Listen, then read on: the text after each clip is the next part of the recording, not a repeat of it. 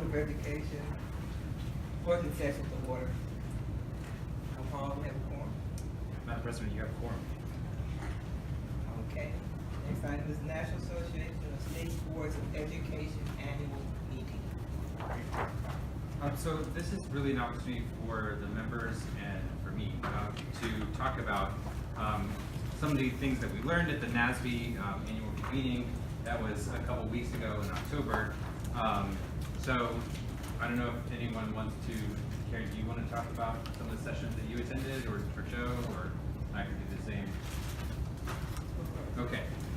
So part of the sessions that I attended while I was there was also with the National Council of State Board of Education Executives, which is the National Association for individuals in my position. And we had some really interesting discussions about what states are doing in terms of student discipline, both on the programmatic side from the state side of bringing down particular suggestions for individual districts or schools to work on for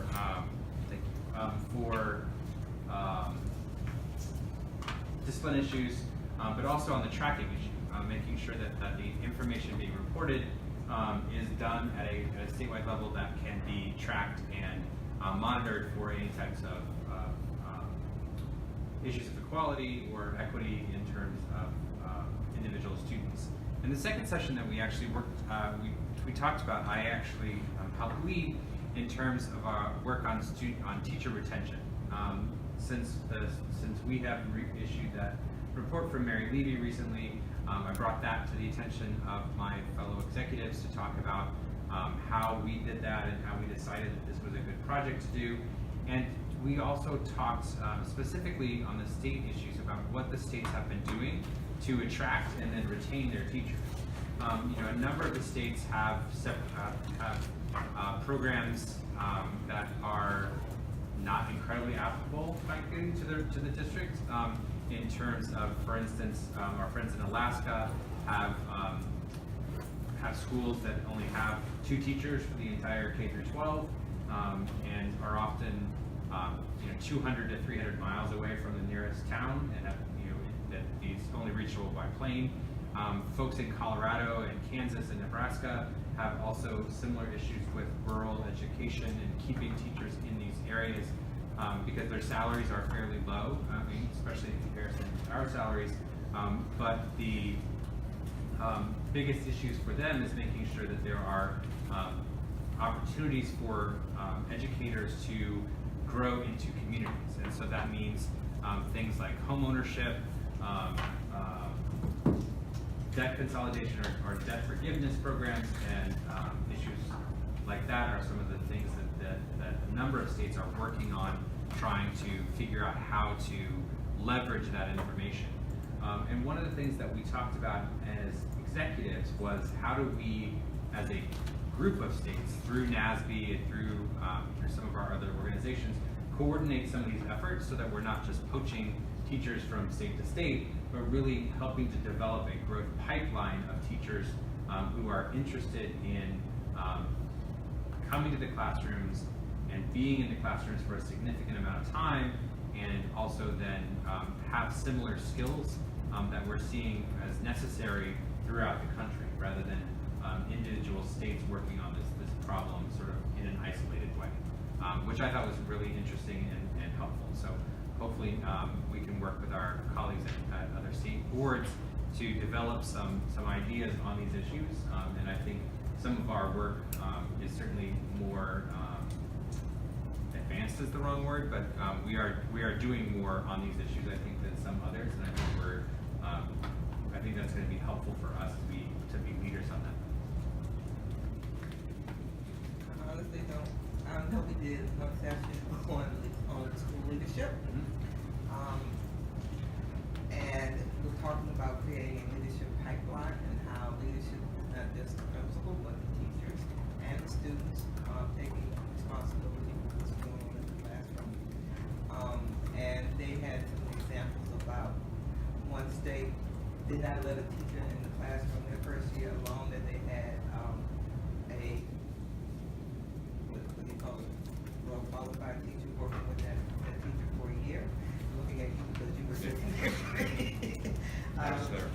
Master teachers. Master teachers, yeah.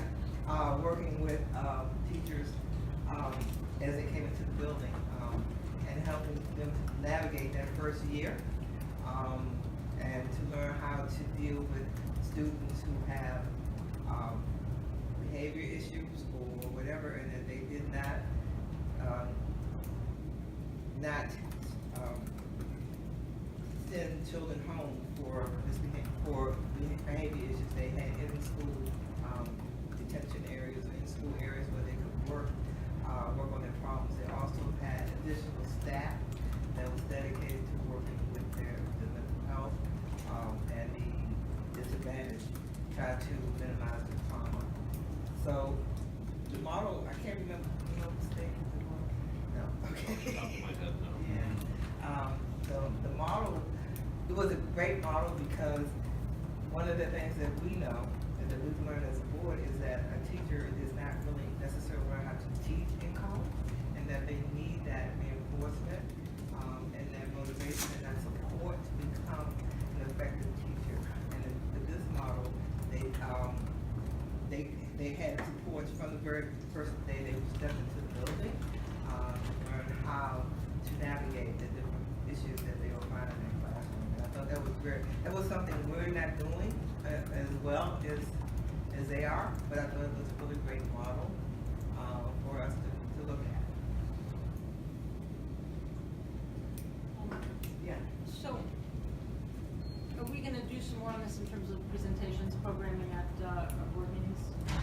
Recommend that, I suggest that we have time to do something at the November, December meeting on this. This issue. Well, on this issue, on sort of the issue of the pipeline, the issue of the retention, the issue of the.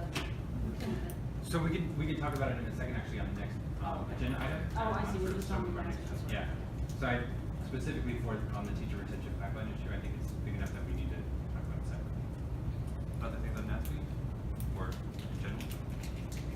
Yeah, no, I think you guys hit the big things. We've attended many of the same sessions. There were also a lot of talk about equity and policies that the board could be looking at to ensure resources are getting to schools and students more equitably. I think a lot of people were in more early stages in that conversation of how you implement state level policies to affect that type of change. I do think there were some promising things around the teacher pipeline, teacher development, how do you support new teachers and lead that to a certification process that we could look at, but Karen's already talked about that, so.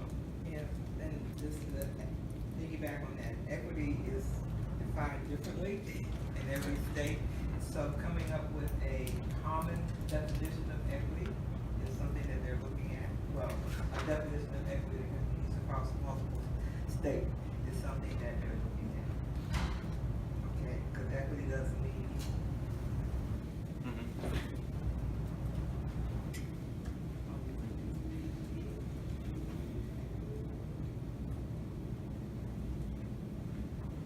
Great. So Ruth, I think this is a good time for us to transition into the teacher retention part of it. So yes, I mean, I think this is certainly one of those issues that not only is something that we're interested in as a body, but it also a lot of other states are, and I think there's a lot of good work to be done here. Not only on the pipeline issues, which we do have some authority over in our authority over teacher prep programs.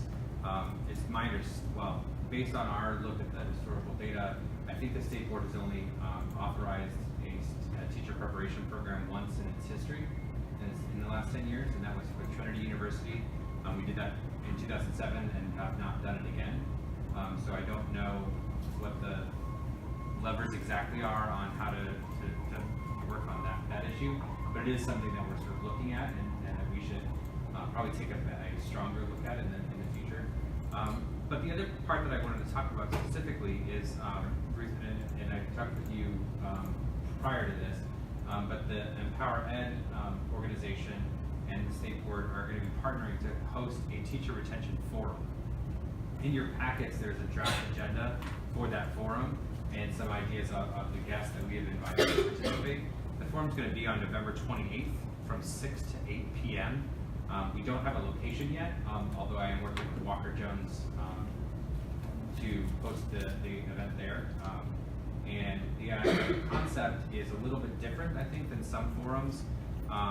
The idea is for us to have multiple tables for you and for members like the chancellor and the deputy chancellors to sit around a table with students, teachers, and parents and principals, and really think about what are the roadblocks to teacher retention and what are some of the solutions at both the classroom, school, and district and state levels that we can look at as potential solutions to some of the problems that we're seeing. And so there is not going to be a formal presentation by anyone. The Deputy Mayor, Deputy Mayor Kine has agreed to participate, as well as a number of the Deputy Chancellors from DCPS have already agreed to participate in the forum. And so I'm hopeful that all of you can also be there to participate and to really be active in finding solutions rather than anything else.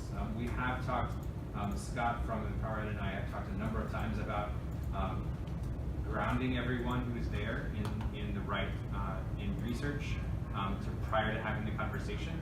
So we're going to be inviting Ryan Saunders from the LPI, as well as Scott from EmpowerEd, to provide some foundational information about teacher retention as a subject and what the current research is on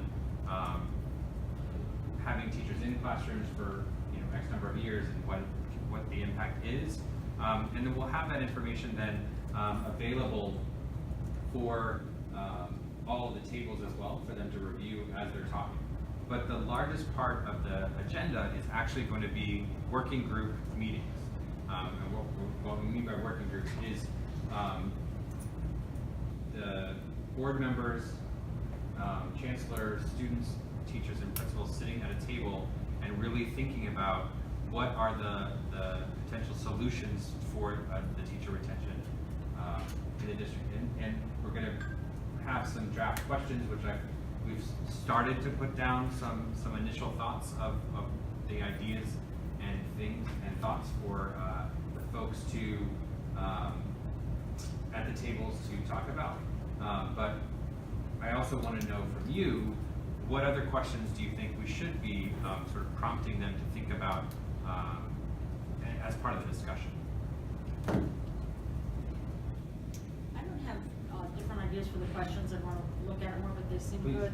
But my question really is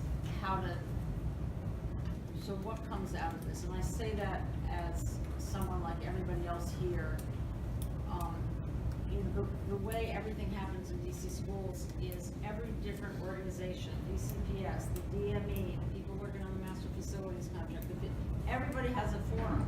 And so everybody else has to go to these forums and be part of these small groups and be part of a discussion that leads to, creating a piece of paper with a bunch of bullets, and then nothing that happens on that piece of paper amounts to anything. People are pretty tired of going to those meetings.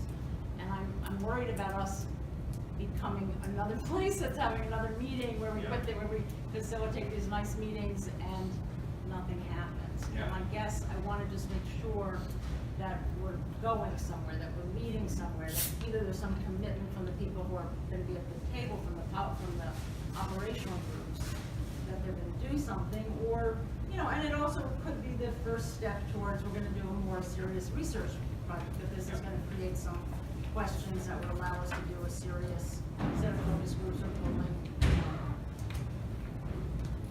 Yeah, I think there's. I think you're right. I mean, I think that's pretty accurate that there have been.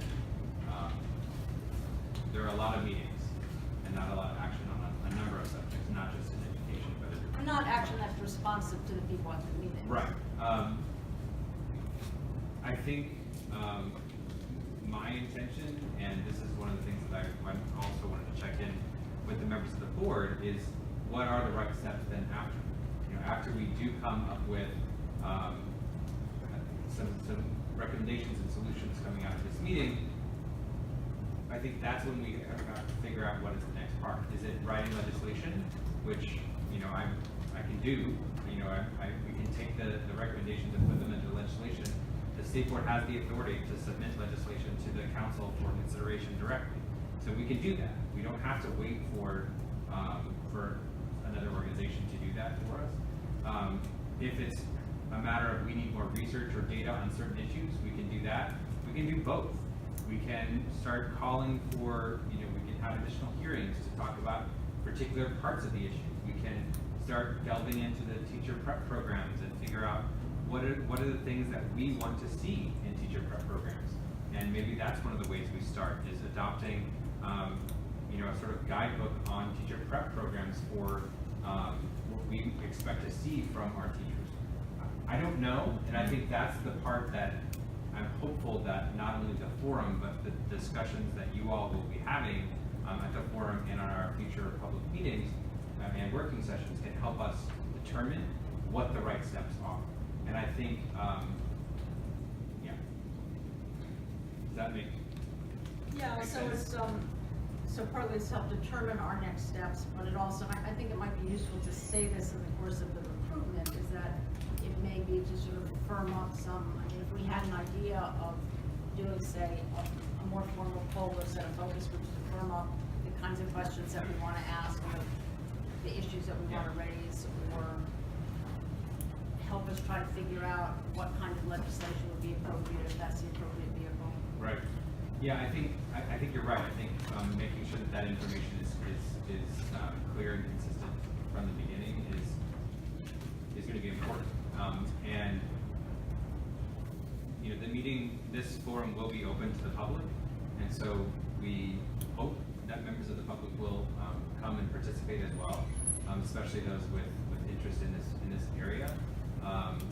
You know, we've tried to schedule a time and date that works in holiday seasons and, you know, the busy times coming up as well.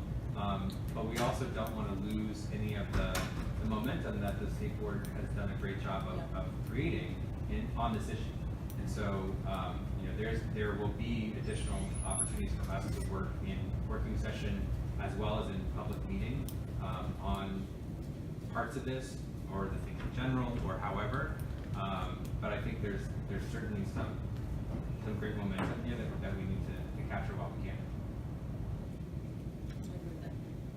A couple of questions Sure. for you. Have we thought about adding the public charter school board as another host to this, especially since we're talking about both sectors? We've invited them.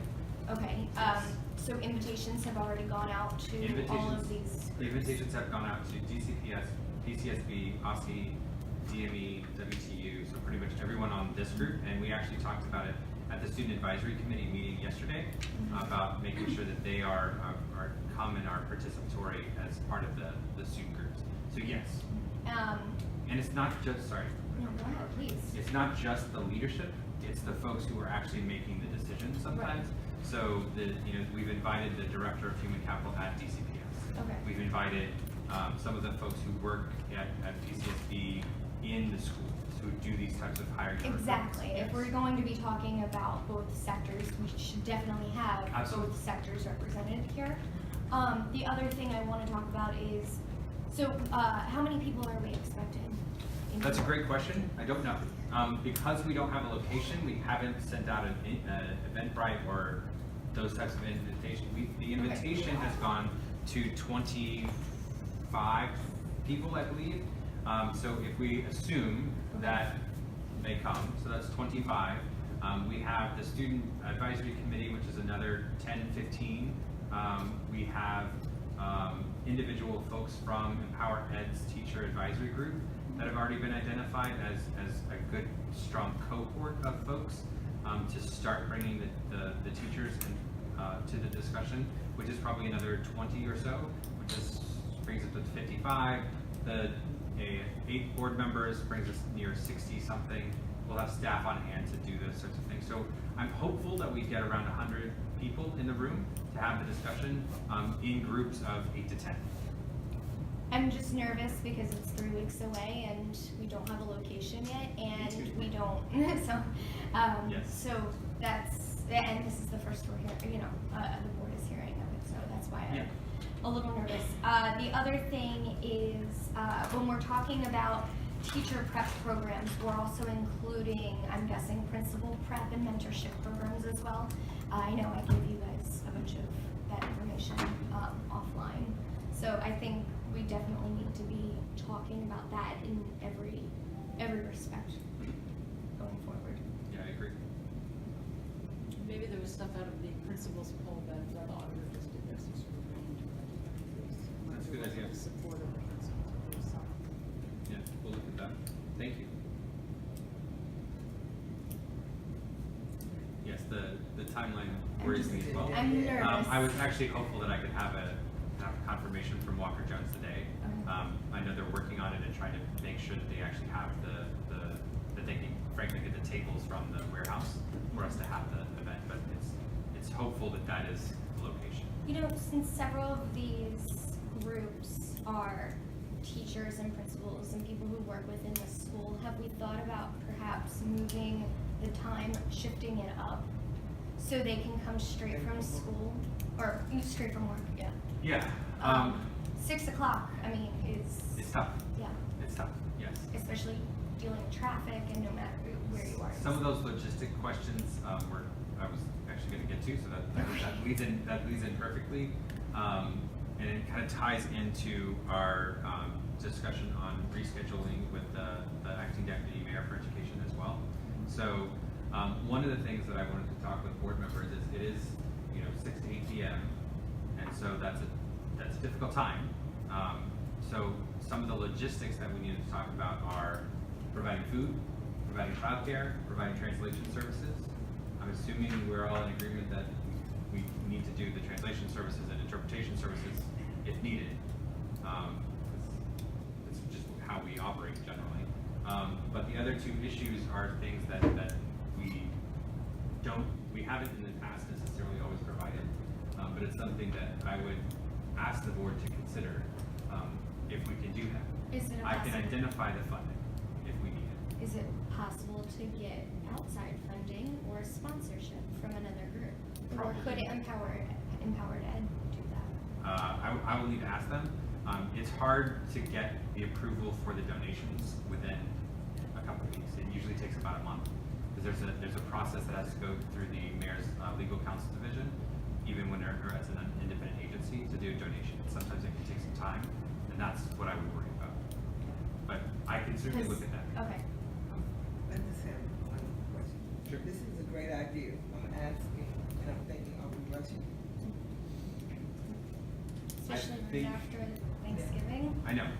I think as I was talking earlier, we have some strong momentum on it now, and my fear is if we push it into December, we're going to get into holiday times, and then we'll get into January, and then it'll be Another year? February before we actually get something on the calendar. I'm hopeful with the responses that we've gotten back so far from the invitees that we'll have a really strong conversation. Okay. It's a lot.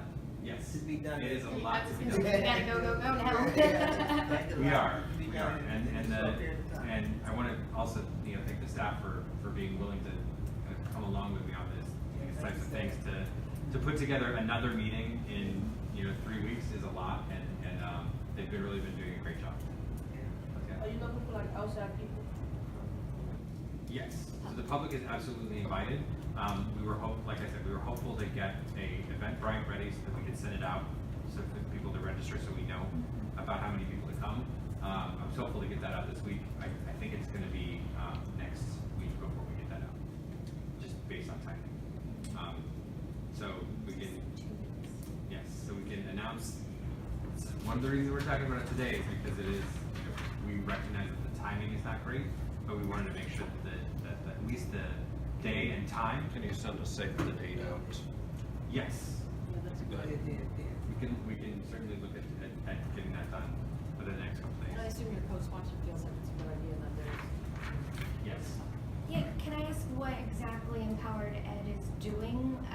on their end Sure. of this? And maybe actually, Ruth, do you mind if I turn that question to you? I think you're pretty involved in.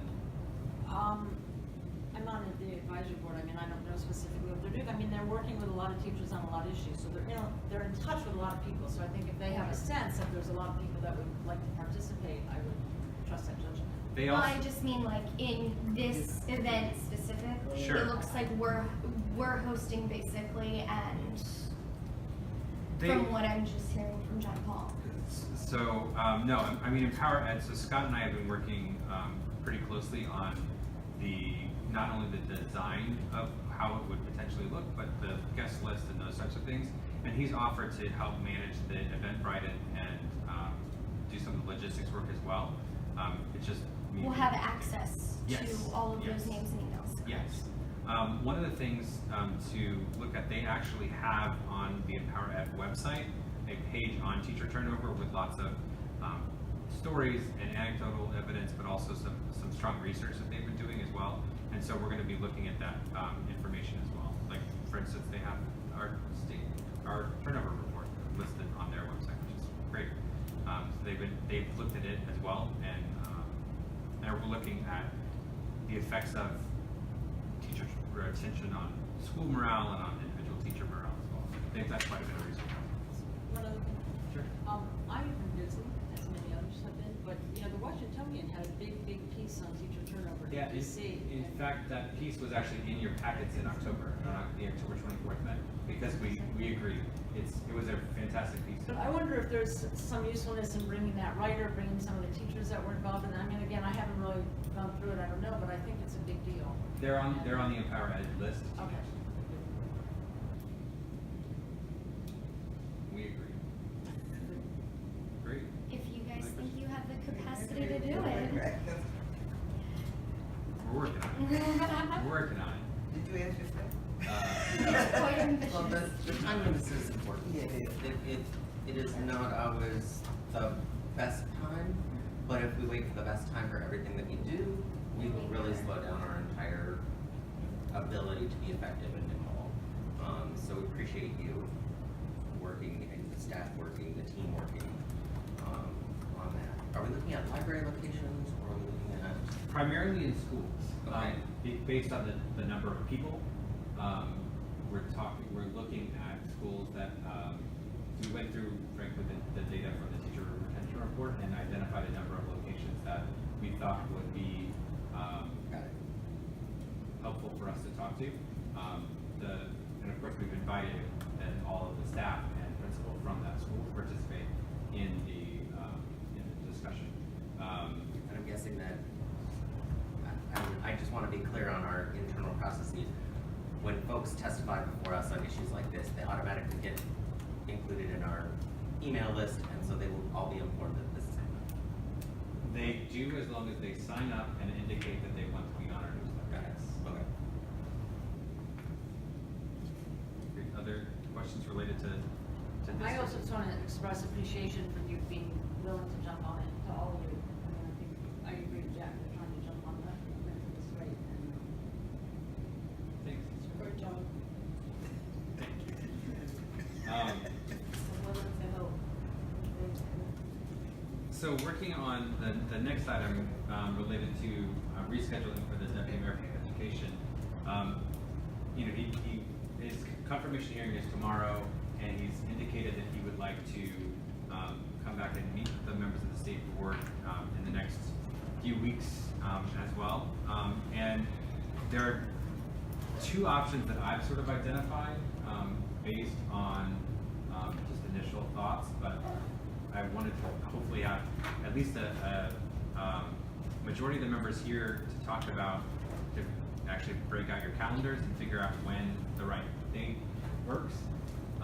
The options that I've identified, one would be for the public meeting next week, which would be a much different type of conversation than having him at the working session, which is what the original intention was. The second would be to identify some time prior to the teacher turnover forum for us to have a conversation with the deputy mayor. I try to identify times that another meeting on your calendar, is what I tried to do. But if I wanted to check with feelings on either of those potentials first, and then if not, then we can try to identify additional times. Yeah. Well, I've already expressed my opinion. I didn't want it to seem like an imposition where we're sitting on the dais and talking to the deputy mayor. I'd like to have a more informal, this board to deputy mayor talk than that. And so if that's where you all agree, then we just have to find a date to do that. We're already squeezing in the 28th.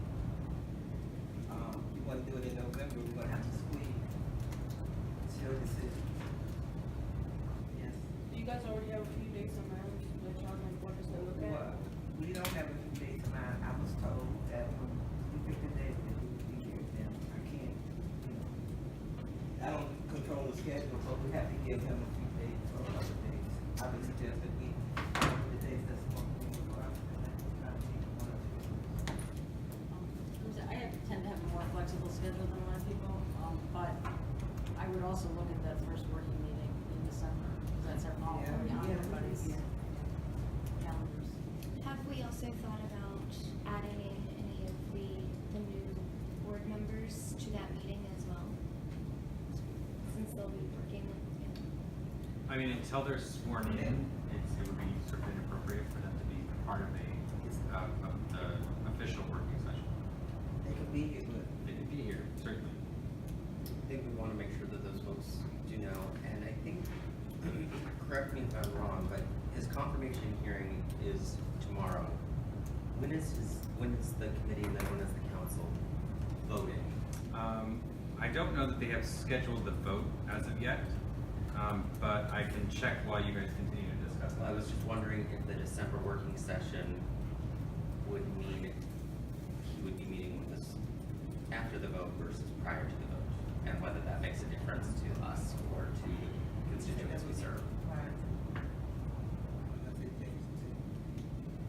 I think my personal preference would be for us to have it prior to the confirmation vote, but if we can't, then we can't. Yeah. I'm looking to see if the vote has been scheduled. It doesn't look like it has been scheduled. Usually there are at least a couple days to a week between the end of a confirmation hearing and a markup on the vote, simply to make sure that all testimony is in and reviewed prior to committee markup. But I can check with the committee on the specific dates if you'd like. I'd just say that the afternoon or early evening of the 20th or 27th of November would work for me. November 27th. November 20th or 27th. Well, for the,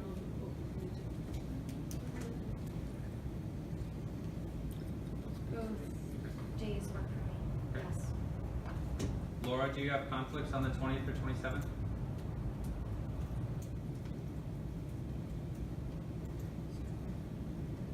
Sorry, I'm here. oh, she was on mute. Yep. Challenges for a minute there. So, yes and no. I mean, you don't need to set. Thank you for asking me specifically. Go ahead and set what you think makes sense, and I'll see what I can do. But why aren't we just doing this on the 5th? Did I miss that? We want to make sure that we have the opportunity to have a conversation, perhaps prior to the council voting.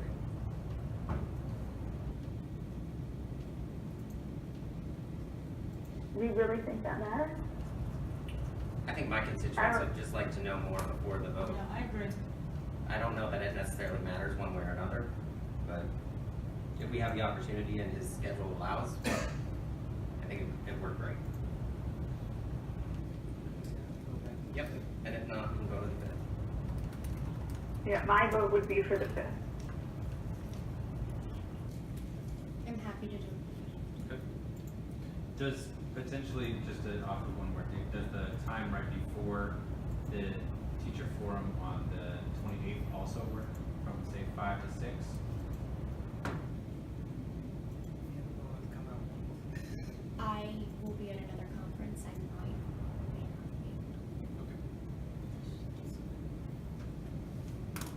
also a busy time, so.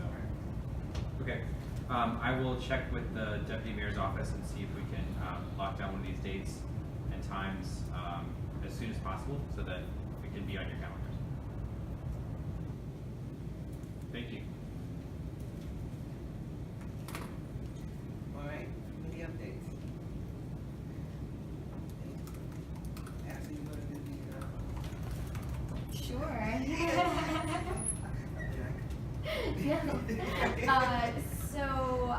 Everyday Counts Task Force had a meeting last week. There were several great data points about attendance and different pilot programs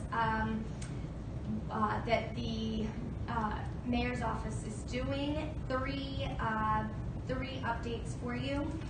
The mayor's office, or Everyday Counts, has created a family engagement high school pilot program, and so they're going to try to track success in family engagement working with 4 to 6 public high schools with high chronic absenteeism to increase family engagement. We are also providing transportation for homeless students. They're working on a pilot program with benefits specifically for students in transitional housing, and have even reached out to both public and private partners, including Lyft and Uber.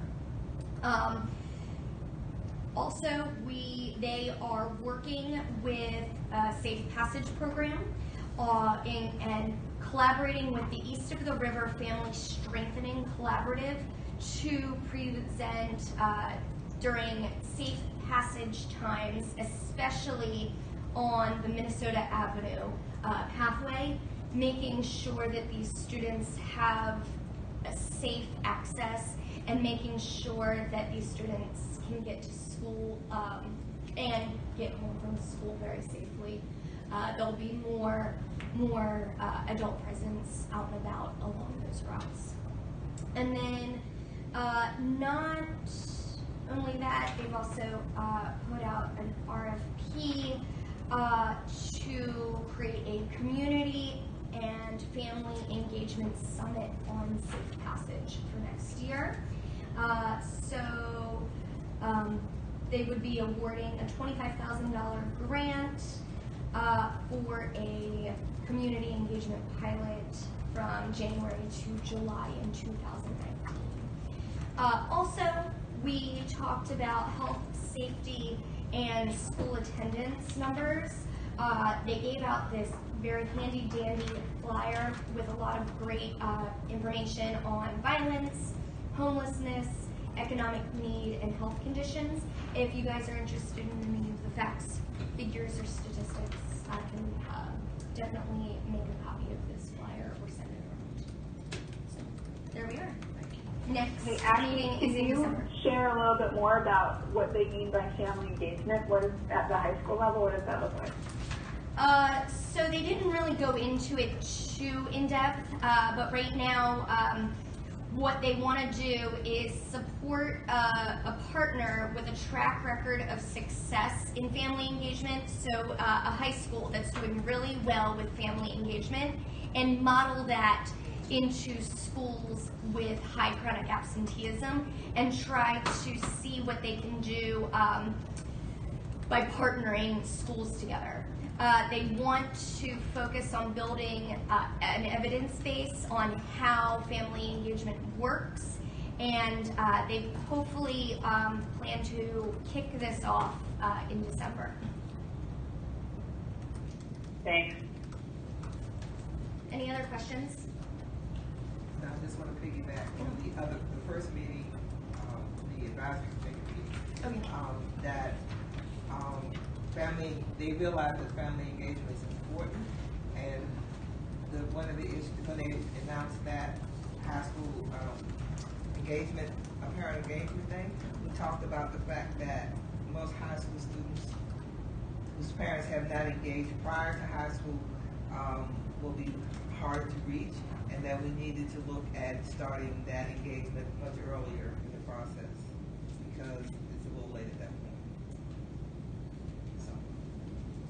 Yeah, that was the task force also, Karen, that said that? Well, there are two, there's, what are they called? The two, You mean the yeah, it's. collaborative? Yeah, the collaborative.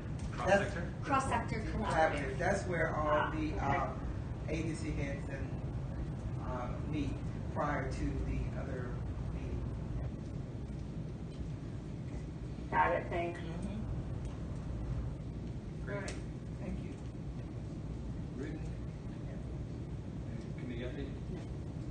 I mean, I'll just say there are hearings and discussions coming up on the various, on the research collaborative activities. Any other committees? So for the student advisory committee, on Monday, Ellie came to talk about just like the students like attendance policy that is implemented in DC. I can't really hear that, so whoever's speaking. So hi, my name is Marjorie. So on Monday, somebody came to talk to us about the students' attendance policy, where students have to attend 80% of the day to be considered present in DC public schools, where like students have to attend 80% of the day to be considered present in the school day. And so yeah, so after like the students were just having a discussion about kind of like the benefits and disadvantages of having a rule implemented in the students' schools, and the students will just talk about like their experience about how like maybe in their school it doesn't work. They kind of just like never heard of that rule implemented in their school, so it's just like students were just like more aware of that policy that is implemented in the DC public schools. And then also we just talked about just some of the topics for us to do for the rest of the year. Yeah, and along with the 80-20 rule, one of the main things that we focused on was how a lot of students felt about it just transitioning a second semester of last year with them trying to implement a lot of policy, and how it brought a lot of change about in their schools. And one of the things that I wanted to focus on this year, because the state board was talking about teacher retention and how students, especially on the student advisory committee, feel that this year one of the things we should focus on is student advocacy. One of the things that the student advisory committee is looking forward to maybe hosting, is in the works now, is a teacher retention student, what's it called, like where students testify based on how teacher retention has affected them. Because especially at the public meeting last time, we heard from the teachers, and I was just sitting there thinking like, we need students here. So we just, I heard a lot from what the teachers said, but it's a lot of students who are affected by teacher retention.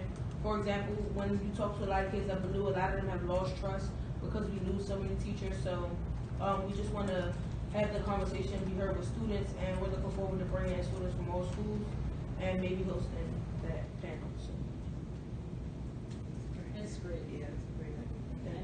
And That's awesome, thanks for sharing that. I don't know about the sequence, but I think there should also either should lead to or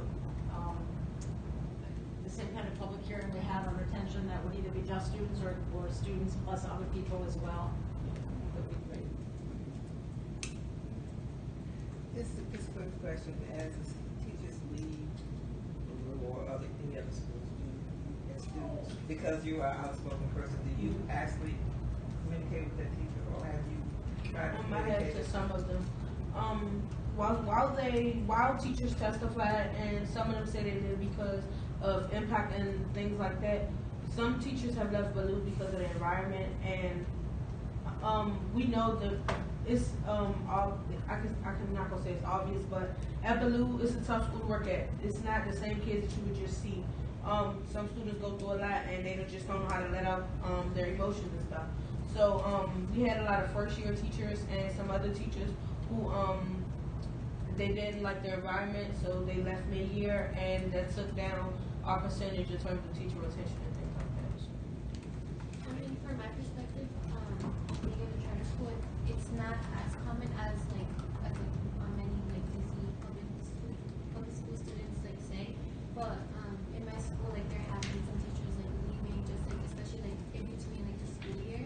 So then with that, just like students are just like lost, and then like trying to get used to other teachers like teaching skills, like learning habits, and it just like it makes students kind of hesitant on just putting in like all their effort into their learning. So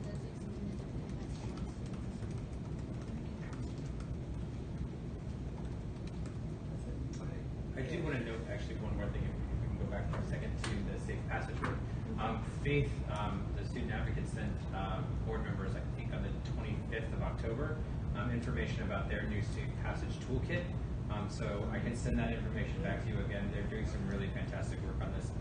Office of the Student Advocate has been really active on the safe passage work for quite a while. And they also have some more information about their updated to-go guide. Their guide is very, very helpful. And we have copies if anyone wants to take that additional go-to guide. That's the word I was looking for. If members want individual copies to take to some of their schools in their wards or areas, let us know. We'll make sure you guys get copies of them at the next public meeting. I'd also just suggest, I don't want to make more work for the Student Advisory Committee. You guys are doing great work, Tatiana and Marguerite. But if it's helpful, I think the Office of the Student Advocate might be interested in assisting or participating in a student forum on teacher turnover.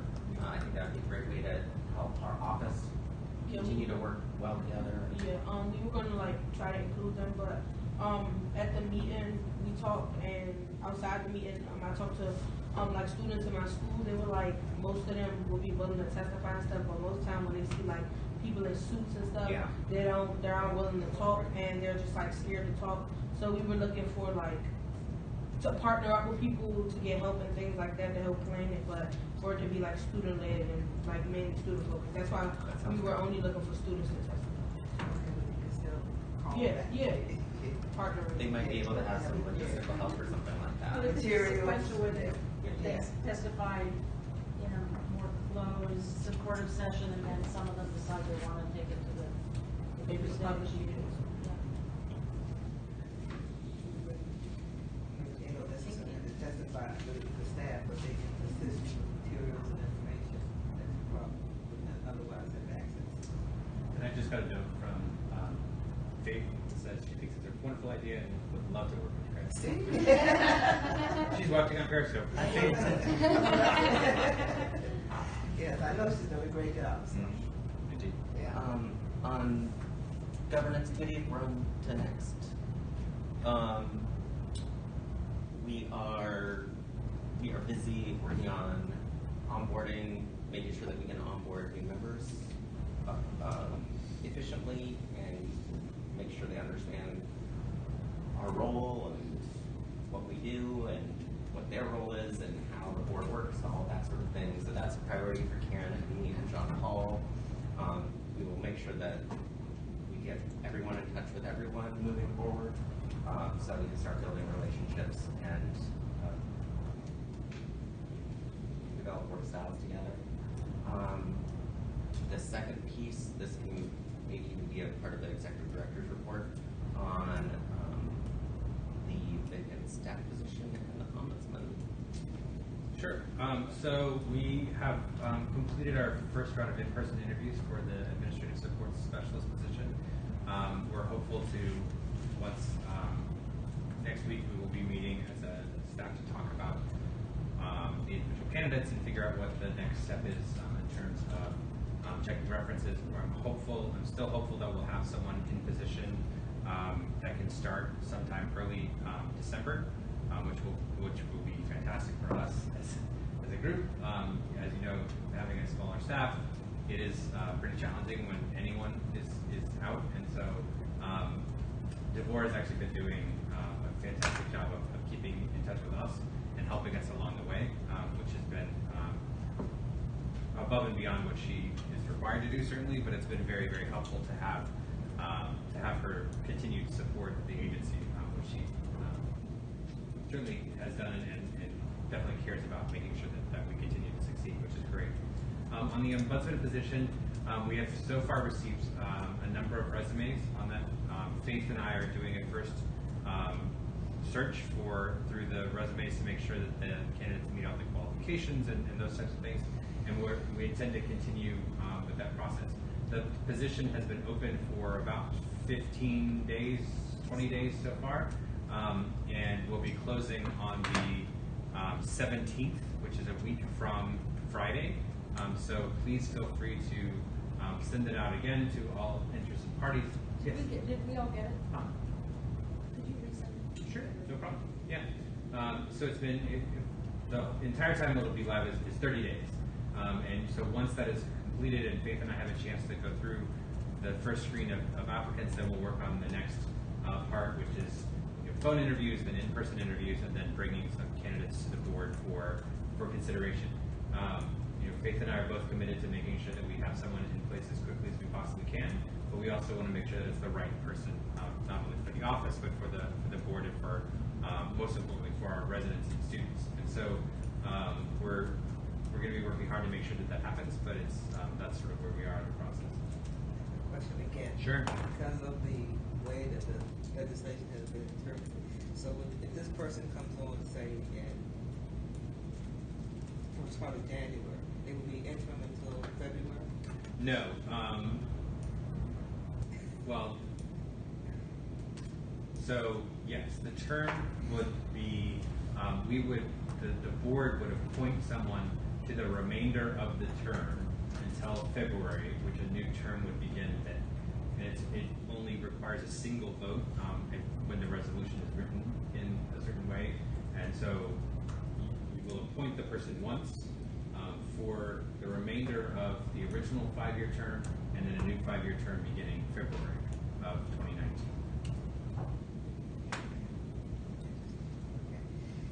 That's what it goes to. Okay. Anything else? Any executive report? Yeah. I think that's about it. Sure. Just wanted to say for the communication committee, I want to say kudos to Paul and everything that he's been doing recently. There have been a number of articles around town about the board and using the incorrect language, and one of the things that he has really stepped up in doing is making sure that if we are to have the public engage with us, they need to know the proper roles and responsibilities of the board, and that we are not a school board, we are the State Board of Education, and in doing so, we should be using that name appropriately in all formats, whether that's news, media, radio, etc. And he's really been going out above and beyond to try to make sure that our correct agency title is being used, and the public knows who we are and what we're doing, so we can be effective advocates. And I just want to say congratulations and thank you. We're grateful for all the people. Yeah. That's all I know that too. And every time we do something. And remember, we're a staple. Great. Maybe we could also do something that has a list of all the responsibilities and authorities of state boards around the country. There actually is one, and I may have shared it before, but I can do it again. ECS has put out Education Commission of the States has put out a really great resource comparing the different authorities and who appoints versus electeds versus all of the different things, which actually is greatly so good, Ruth, in this segue directly to what I want to talk about next. I just want to remind all members to, do your part. If you guys see someone using the term school board, to please be helpful, remind and correct them that we're not a school board. So. Especially the Washington Post. Yeah. Well, actually, you know what? We're working on it. Mm-hmm. So. And I've seen some changes in the past couple of days. So. Great. Speaking of the Education Commission of the States, their winter commissions meeting is actually November 28th and 29th in New Orleans. Karen is the statutory delegate to that commission meeting and is unable to attend, recognizing that we now have a teacher retention forum on the 28th. But I did want to note, it is, if someone would like to go in Karen's place, we can we can do that. So just let me know offline, and we can arrange for some travel and things. It is part of it is a statutory obligation, responsibility of the state board president to attend Education Commission on State Commissioner meetings, which happen twice a year, once in Denver and once in another location. And this one happens to be in New Orleans. Actually, You only went to one, I guess. can I ask a question? Of course. Well, is there an age limit on this? I think that is. But it can't contribute to DC truancy. Yeah. Oh, that's a good one, Earl. That's an excuse. I mean, thank you. Yes. Okay, school-based, Good. I mean, if you really want me there, I could go. No, it's hard timing because of the education forum. That's It's the same day as it's the same day, yeah, and it would be a quick trip down and back. So the meeting starts the 28th, goes through the morning of the 29th, and then you fly back that day. So it's literally one night down. Okay. So anyway, so I wanted to make sure that is What time on the 28th does it start? it starts at 2 p.m. on Wednesday the 28th, and there is a flight from DC that can get you there in time for that meeting. Direct flight. And then you go to a meeting, you come, get up, everything. I have another conference. Yeah, Horrible trips. Yeah. yeah, they're rough. He's 17, so. I was gonna say, you're not age appropriate for New Orleans yet. So on that same same line, the Mid-Atlantic's regional educational. There you go, news. The Mid-Atlantic's Regional Educational Laboratory is also one of the groups that operates throughout the country through grants from the U.S. Department of Education to do research on education issues. As of right now, the district does not have a representative on our regional education lab. And we had a really productive conversation with some of their staff members earlier this week, and they have asked and offered that if any state board member would like to participate as our District of Columbia representative on the REL, or on the REL, right? On the REL, sounds weird to me, but the REL, to just let them know. So if I can send you additional information, they have quarterly alliance meetings, which is the commitment, but the alliance meetings are ways for them to connect their stakeholders with each of the states, with each other, as well as with research and connecting on problems that go across state lines. And one of the things that we actually specifically spoke with them about was about teacher retention. And they've worked specifically with districts and states on these issues, including with PG County and I believe Delaware. Is that correct? So they've worked specifically with states that are certainly in our area, and working with the Mid-Atlantic REL, I think will be helpful on this issue, which is another sort of circling back to the teacher retention part. We're trying to find opportunities for us to use research that is already existent and groups that are already doing some of this research to help make our process better for our next steps. One question? Sure. Do they meet here or where are they? They meet in various places around the Mid-Atlantic. I don't know that they have a specific place. I'm looking actually at the email. So Could you just forward the email? I can forward the information, certainly.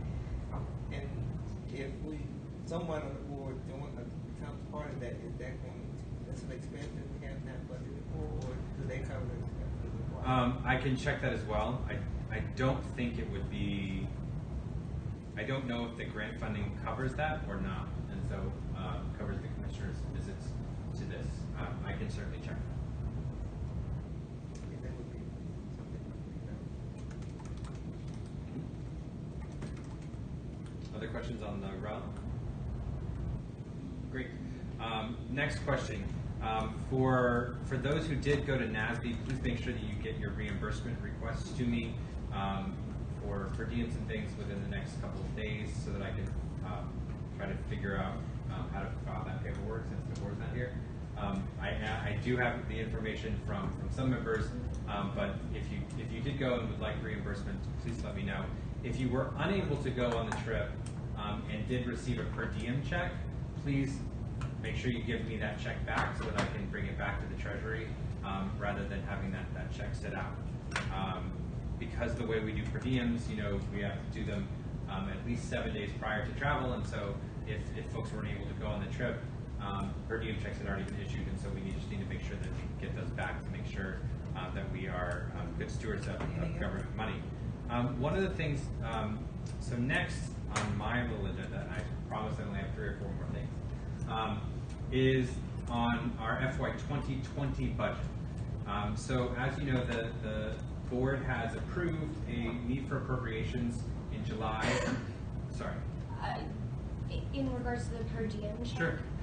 Your last instructions were to destroy the check. Yes, if you've which I destroyed it, did. that's also good. Okay. Yes, thank you. Thank you for doing I that. was like, wait. Yes, thank you for doing so. That is another option. Can't. As long as you can catch it. So for the FY 2020 budget, the board in July passed a need for appropriations for that funding, and we received a mark back from the mayor's office. The mark is a term of art that I now cannot remember what the letters stand for, but it pretty much is what they estimate us as needing to continue our services from the prior year. That number came in between $75,000 and $100,000 less than what we have approved in our need for appropriations, which is fairly typical of the way that the mark process works.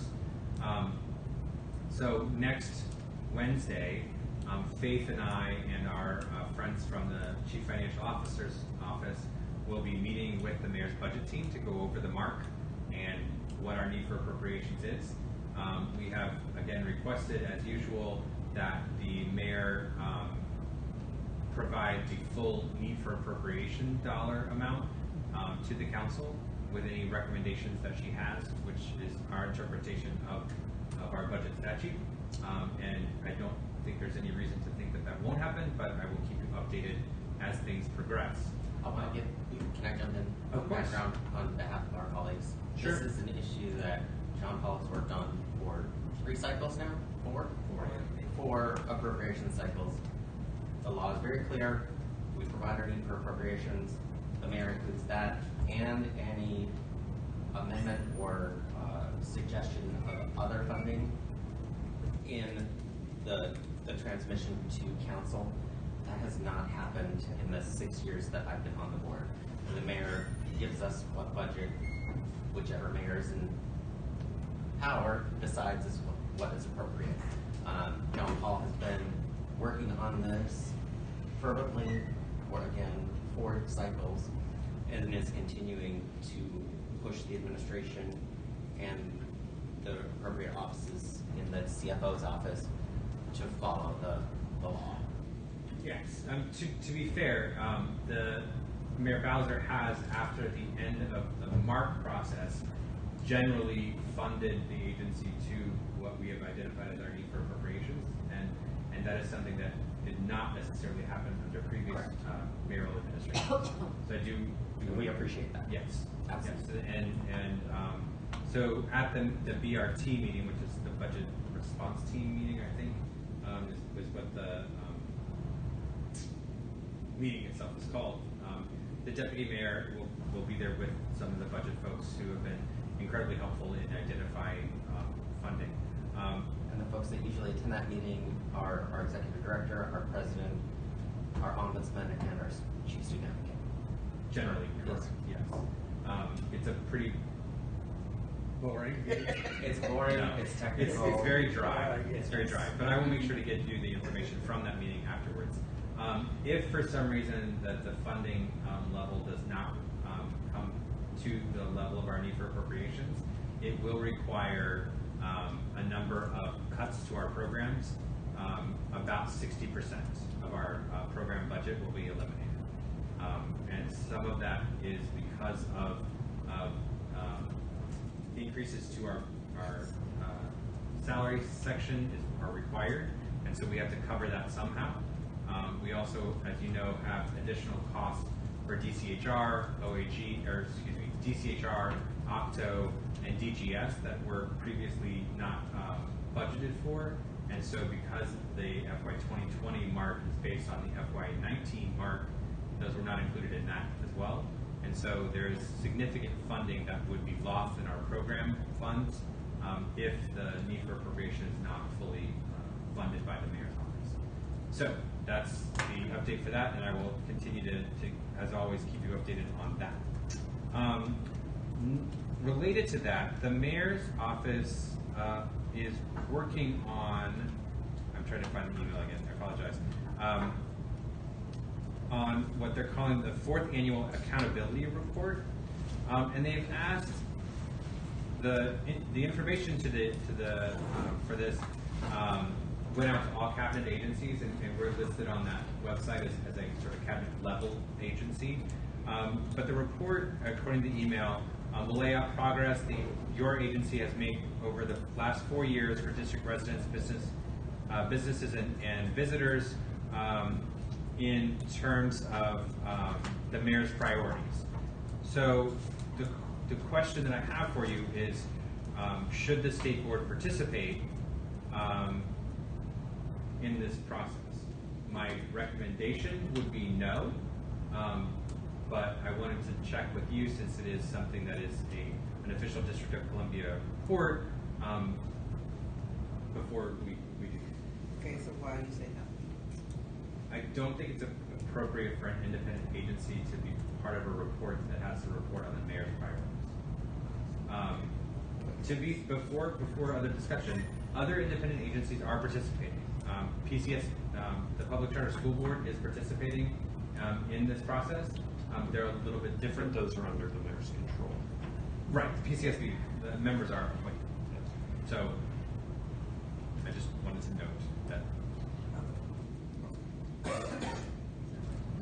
So is that We have that. agree? We have not done so in the past, but the invitation came, and I wanted to make sure that the board was listening about it. Is there any negative ramifications if we don't?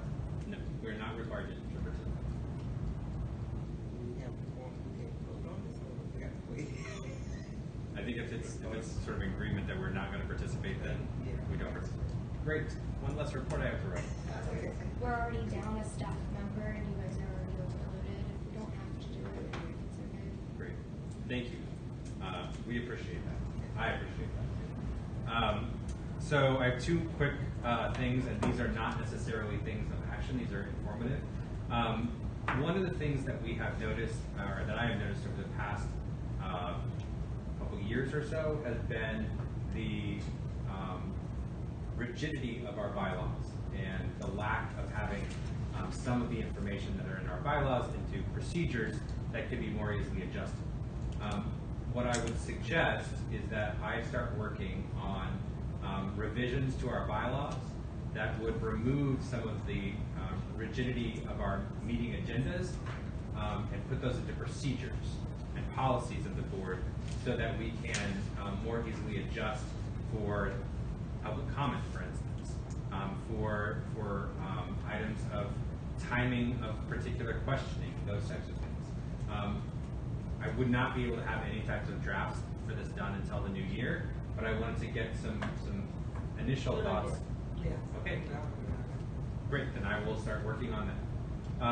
And the last thing related to similarly related is to think about committees for next year. Again, this is not something that we need to vote on anytime soon, and even an initial proposal will probably not come out until the new members are sworn in January. But I did want to bring it to everyone's radar to start thinking about the best way to utilize the members of the board to continue our really solid work of the past 10 years especially, but especially the last couple of years as well. So be thinking about ways of restructuring or committee foci, and let me know if you have specific suggestions or ideas of committees, and I'll try to work that into a plan of action to make sure that everyone has an opportunity to serve on at least one committee in the new year. That's it, Madam President, I promise. Thank you. Any other thing real quick. I think we've talked about the middle school scheduling within DCPS several times over the last few months. I had a call with John Paul and several folks at DCPS a couple of weeks ago. There are still at least 3 middle schools where students are not being taught the full standards in the course of their regular day for science and social studies. DCPS has promised to put fixes in place that will be customized for those schools. At least at one school, they're planning to take a day once a week to do a deep dive around the science or social studies content standards. So I would encourage you all to be in touch with your middle schools, and especially if they're on an AB day schedule, and ensure that these fixes are being implemented well. It's Elliott Hine is one, 2 others. They have not given me names yet. I don't think they haven't followed up with the names of the other schools yet. So I'll follow up with them and try to get what the other schools are so that we can identify and ensure that all our kids are getting all the standards as required under district policy. And then I just wanted to also note that ABC News came out earlier this week with a report showing that at least 2 charters may have manipulated grades and attendance. I would urge us to revisit our resolution calling for an independent investigation in both sectors, given that there is now evidence of or allegations of some wrongdoing in the public charter sector. Can I just respond to that? I mean, it seems to me we should just take the resolution that we passed, which called for an equal investigation of the charter sector, and send it along with with that information to the folks that we originally sent it to because the council noted. That's what we called for. Yeah, I mean, but I mean, we should send it and maybe be public that we're sending it. Joe, do you have any sense of whether the breakdown is at the central office or with the principal or with a combination thereof? The middle school scheduling? Yes. Because somebody's making decisions. There were staffing decisions made by central office that resulted in multiple schools not having the appropriate number of teachers to provide instruction in all the core content areas. It was DCPS central office decisions. Okay. Yes. And I had a very frank conversation with DCPS about that situation and the need to engage the communities and the LSATs at the schools and be responsive to that community voice and be transparent around these issues, which they have not been to date. Let's see if this is a problem. I wonder how this is related to the whole teacher turnover, I'm sure it is, and it also impacts achievement later. Students who lack the background knowledge are not going to succeed in the high school test. We establish the standards. The students need to be taught to those standards. Or the LEA needs to tell us why the standard is unachievable Exactly. and ask inappropriate for students. And ask us to revisit those.